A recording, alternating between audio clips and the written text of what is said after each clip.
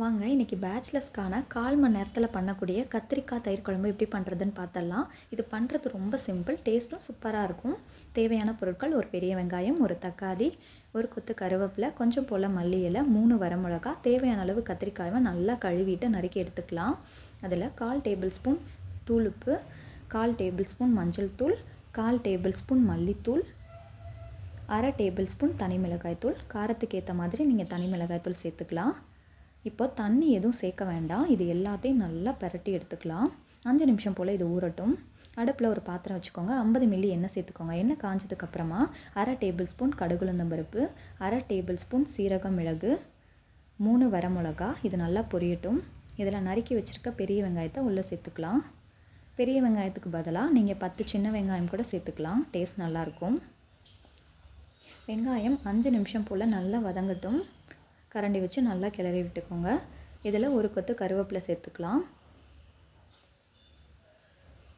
நறுக்கி வச்சுருக்க தக்காளியை உள்ளே சேர்த்துக்கோங்க. இந்த குழம்பு பண்ணுறது ரொம்ப சிம்பிள்.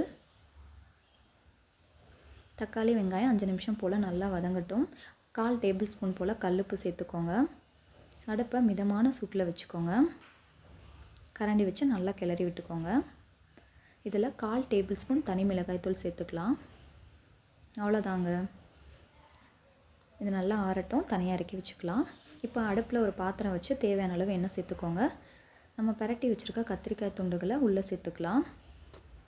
கத்திரிக்காய் நல்லா செவந்து வரட்டும், நல்லா ஃப்ரை பண்ணி எடுத்துக்கோங்க. இது போல் நல்லா செவந்து வரட்டும்.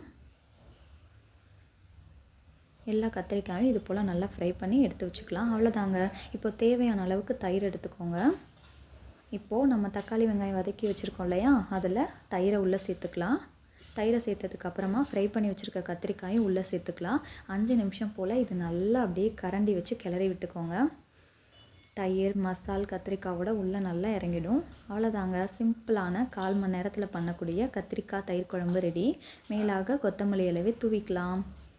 சூடான சாதத்தில் வச்சு சாப்பிட்டா அல்வா மாதிரி உள்ளே போங்க. மறக்காமல் ட்ரை பண்ணி பாருங்கள்.